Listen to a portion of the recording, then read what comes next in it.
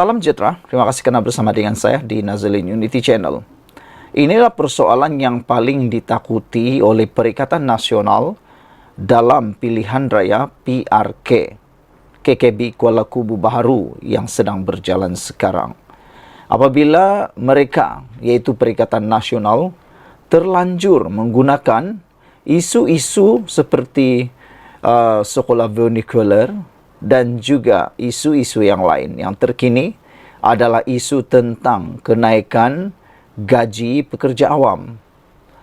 Ini apabila beberapa orang pemimpin daripada Perikatan Nasional cuba untuk menggunakan isu kenaikan gaji itu sebagai modal kempen mereka. Mereka mempersoal pelbagai isu. Sehingga kan kadang-kadang kata netizen mereka berfikir, pernahkah orang-orang yang mempersoal kenaikan gaji itu berkhidmat sebagai perkhidmatan awam? Dan mereka juga bertanya, sejauh mana ikhlasnya mereka mengomen tentang kenaikan gaji itu kerana mereka tidak terlibat dalam kenaikan itu. Oleh sebab itulah, apabila Saifuddin mengemukakan satu cabaran kepada Wan Faisal supaya menyatakan pendirian, menyokong atau tidak gaji penjawat awam naik, ini satu tamparan yang paling tragis sekali untuk Wan Faisal.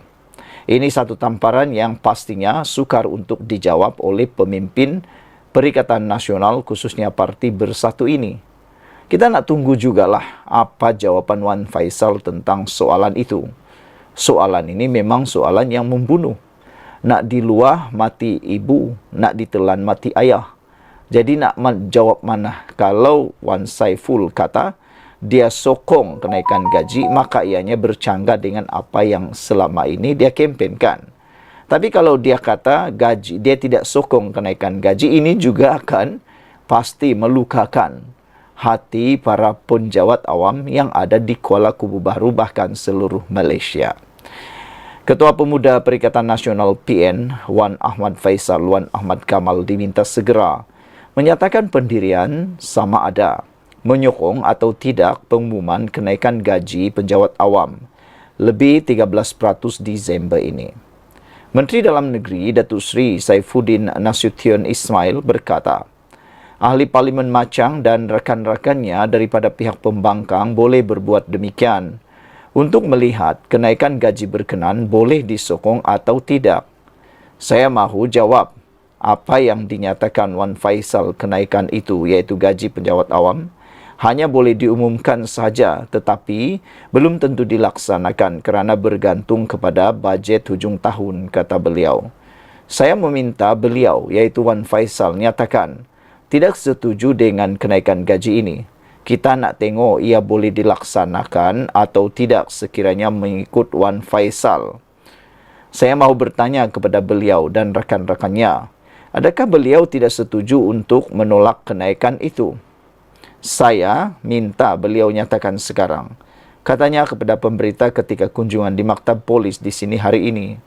Wan Faisal dilaporkan media semalam sebagai berkata, kenaikan yang diumumkan Perdana Menteri Datuk Seri Anwar Ibrahim kemarin tidak memberi sebarang makna disebabkan kenaikan harga barangan ketika ini. Realitinya, kenaikan tangga gaji ini akan berlaku 1 Disember selepas belanjawan 2025 diluluskan. Itu pun kalau diluluskan. Apa yang pasti, harga barang tetap naik, kata Wan Faisal. Malangnya, netizen memberitahu mengingatkan Wan Faisal, Wan Ismail supaya kembali ke dunia nyata bahawa kerajaan yang ada sekarang ini adalah kerajaan yang teramat stabil dengan adanya bilangan ahli parlimen melebihi 2/3 di kerusi parlimen. Makna kata, kita dah boleh anggap kenaikan gaji itu telah pun diluluskan kerana 2/3, lebih 2/3 itu daripada kerajaan. Jadi apalagi yang nak difikir-fikirkan? Takkanlah tiba-tiba pula ahli parlimen daripada kerajaan menentang pula apa yang dinyatakan oleh kerajaan. Saudara, dalam perkembangan sama, Saifuddin turut menafikan pengumuman kenaikan gaji itu adalah gula-gula pilihan raya. Sebaliknya, ia sudah diumumkan sejak setahun yang lalu. Kita berkata demikian kerana adanya garis masa yang sendiri boleh menjawab dakwaan gula-gula politik, kata beliau lagi. Sekian dulu untuk kali ini. Jangan lupa tinggalkan komen anda. Sila tekan butang subscribe. Bye-bye. Selamat petang, salam sejahtera. Terima kasih kerana bersama dengan saya di Nazilin Unity Channel.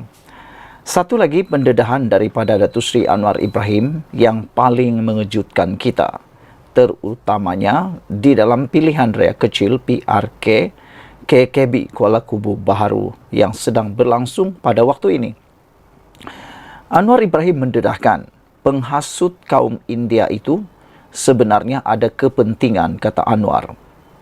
Jadi, apabila Anwar Ibrahim mendedahkan dalam identiti sebenar penghasut kaum India ini, ianya benar-benar menarik perhatian kita. Siapa sebenarnya pihak yang disebutkan Anwar ini yang ada kepentingan? Perdana Menteri Anwar Ibrahim menafikan kerajaan meminggirkan masyarakat India sejak menerajui pentadbiran negara. Dipercayai merujuk kepada dakwaan bekas Timbalan Ketua Menteri Pulau Pinang, P. Ramasamy. Anwar berkata, pemimpin berkenan cuba menghasut masyarakat India supaya membenci kerajaan. Itu sebab saya katakan dia cuba menghasut, mempengaruhi orang India supaya tidak faham yang menghasut itu sebenarnya yang ada kepentingan dan orang-orang kaya sebenarnya, kata Anwar Ibrahim. Dan kadang-kadang dia bebal sebab parti dia tak bagi jawatan. Itu bukan masalah saya. Ini masalah yang harus dihadapi dalam parti. Sebahagian itu kawan-kawan saya juga dulu. Nak buat macam mana, katanya semasa soal jawab bersama Perdana Menteri yang disiarkan di media utama. Anwar berkata kerajaan tidak pernah meminggirkan masyarakat India dan pelbagai inisiatif telah dilaksanakan untuk membantu masyarakat itu tanpa mengabaikan Bumiputera. Tapi ini tidak bermakna zero-sum game. Tolong Melayu maknanya kita pinggirkan kaum lain. Jadi hujah itu digunakan. Padahal kalau kita tidak lakukan begitu, ia jadi tidak adil. Sebab itu saya terangkan kepada masyarakat India, kata Anwar Ibrahim, janganlah dia marah atau cemburu dengan program golongan Bumiputera. Tanya apa yang perlu kita lakukan, kata Anwar Ibrahim. Kewarganegaraan orang yang berhak ketinggalan 50 tahun dulu lahir di Malaysia tak dapat. Itu kita selesaikan. Dan ini kali pertama diselesaikan paling banyak oleh Kementerian Dalam Negeri KDN, katanya. Sebelum ini, Setiausaha Agung DAP Anthony Locke mengecam Ramasamy berhubung kempen di kalangan kaum India supaya tidak mengundi PH dalam pilihan raya PRK Kuala Kubu Baharu. Locke berkata Ramasamy tidak memberikan alternatif kepada pengundi. Ramasamy bagaimanapun berkata Urimai hanya meminta pengundi menolak PH dan DAP untuk memberikan pengajaran kepada gabungan itu. Dia mendakwa kerajaan meminggirkan masyarakat India, terutamanya mereka yang berpendapatan rendah. Ramasamy juga menyenaraikan beberapa insiden yang telah menyakiti perasaan kaum India, termasuk ketika Perdana Menteri menggunakan kata-kata kasar semasa berucap. Anwar sebelum ini berkata dia menggunakan perkataan sedemikian sebagai petikan dari sebuah buku dan tidak bermaksud menyakiti perasaan orang India di negara ini. Saudara-saudara sekalian, apabila Anwar kata kadang-kadang dia bebal, ini satu perkara yang paling menarik perhatian kita. Sekian dulu untuk kali ini. Jangan lupa tinggalkan komen anda, tekan butang subscribe. Kita jumpa lagi. Bye-bye.